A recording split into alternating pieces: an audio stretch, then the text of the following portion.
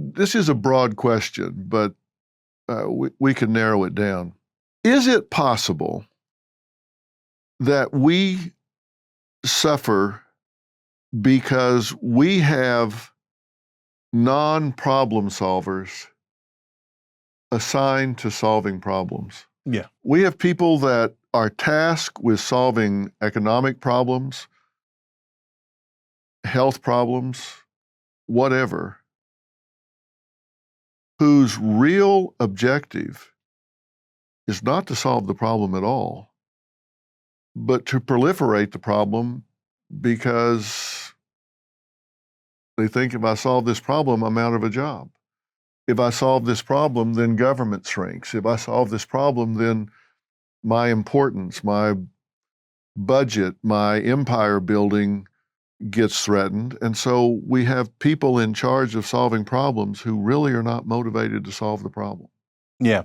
So I think there's three layers of that. First of all, 100% agree. So number one, I started a group called Wolfpack to get money out of politics back in 2011, wolf-pack.com.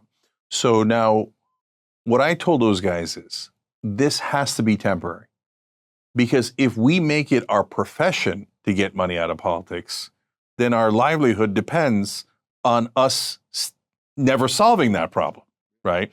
And there I just described the problem with so many nonprofits and, cause-related issues, both left and right. If you solve the problem, then you don't need the group. And so and again, none of this is a conspiracy. They never write it in a memo. It's just a groupthink of like, oh yeah, well, we should do this naturally, right? And that thing never solves. I was talking to a leader of another left-wing group now about a decade ago, and he says, you guys, Wolfpack guys, you're radical populists and stuff, and you want to upturn the whole system. You don't know anything. I've been working on getting money out of politics for the last 40 years. And I said, how's that going for you? And the answer is, it was going pretty well because he has a nice house in McLean, right? But it wasn't going well for the rest of us. So that's problem number one. Okay, but that's not the only problem. So when we go to elect people, and this one's a hard one to solve, what is the skill set you need to get elected?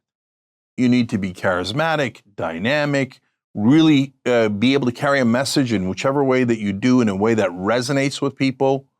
Now, what's the skill set you need to govern? Wait a minute.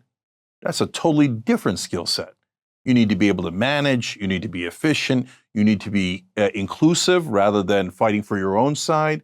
Sometimes it's just apples and oranges, and sometimes the skill sets are diametrically opposed.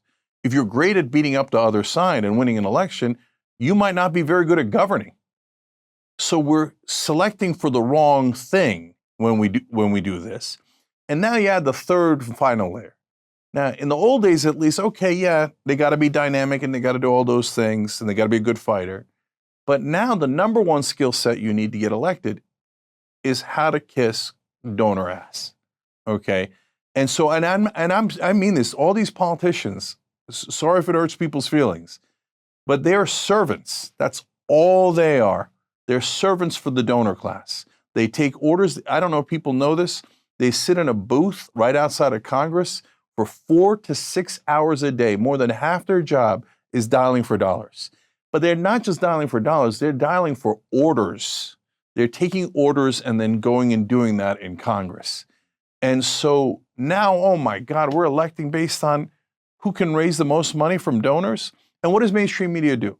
They don't say, hey, this guy raised $12 million for a congressional run. That's crazy. Where did he get that money? Oh, look, it comes from this industry, that's bad. No, instead they say, the leader in the race is Bob McHenry, who raised $12 million, and he's in the lead, and he's the best. Now, they don't say best candidate. They just leave you with the impression that he's the best candidate because they called him the leading candidate 12 times because he'd taken the most amount of bribes. So this system is fundamentally broken. Yeah, we're rewarding the wrong behavior. Yep. And one of the most fundamental principles in psychology is you don't reward bad behavior, because the behaviors you reward, you're going to see more often. The behaviors you don't reward, you're going to see less often. I mean, it's just that simple. Your child throws a tantrum in the toy aisle at the grocery store where you're just in there picking up some milk and bread.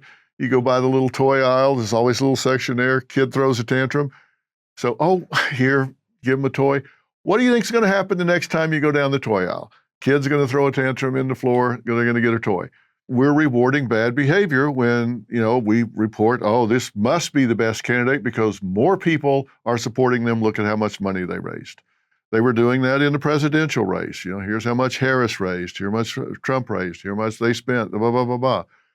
It seems like we're just focusing on the wrong things. You're right. I think the whole system is broken. And I hope that if we can keep talking about this, people are going to wake up to this and go, we got midterms coming up. I'm going to start paying attention and I'm going to ask my candidate, what about this? I'm going to ask them, where do they stand on this? I'm going to ask them what they're doing about this. I'm going to actually look at some reports. I'm going to look at some numbers and ask some hard questions because until there's accountability, it's not going to change. Yeah. I mean, it's not going to change until you fire all of them and get some others and people start realizing, hey, they're not going to sit still for this anymore. Yeah. And we've got to give voters whose job is not to follow politics, right? Their job is to be a plumber or a dentist or an accountant, right? They're not tracking it as closely as we are because we're in the news business. And so one guide I would give to Democrats is, number one, primaries are more important than general elections because that's where you're going to pick someone who's either going to win or lose and someone who's either going to represent you or not at all represent you, right? Because if you pick the wrong guy and he wins the general election, you haven't done anything anyway because he's just going to be part of the uniparty. He's just going to take the money and do as he's ordered, right? So primaries are super important. Mainstream media will tell you the opposite. They'll tell you primaries are bad. That's where you waste money and you should save it for the general election. You'll hear all these talking points, right? Number two is, and this is actually, I said it for the Democrats, actually it's for both sides. Don't pick the guy taking corporate PAC money. And here I'll give you an example from the right wing, Josh Hawley. And even Matt Gaetz, for all of his foibles in his personal life, he stopped taking corporate PAC money and so did Josh Hawley. What's the first thing they did? Anti-corruption bills. There you go. Okay? Because then now they're not hooked on the money. Not only are they not hooked on the money, now they got a competitive disadvantage they got to get rid of.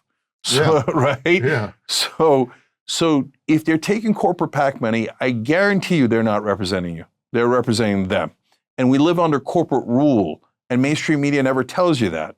We got to get these shackles off of us. We got to get back to freedom. So pick honest people. And they could be crazy right-wingers that I can't stand on the cultural issues and all this stuff, but give me someone honest. I'll take someone honest over someone that's taking the corruption any day of the week. One more fact about that so that people understand how stark it is.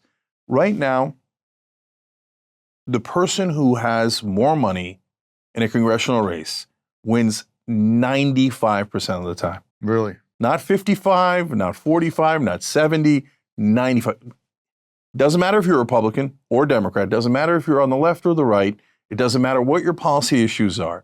Whoever has more money wins 95% of the time.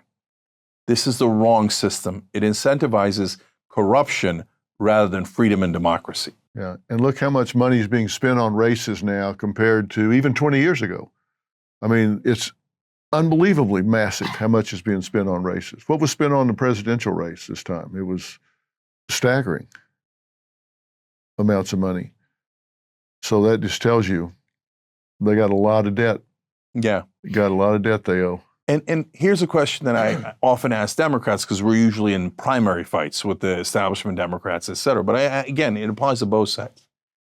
Now, if ExxonMobil is giving, or fill in the blank, Pfizer is giving $1 million, whether it's to Pelosi or McConnell or whoever, do you think Pfizer is giving that money out of the goodness of their heart?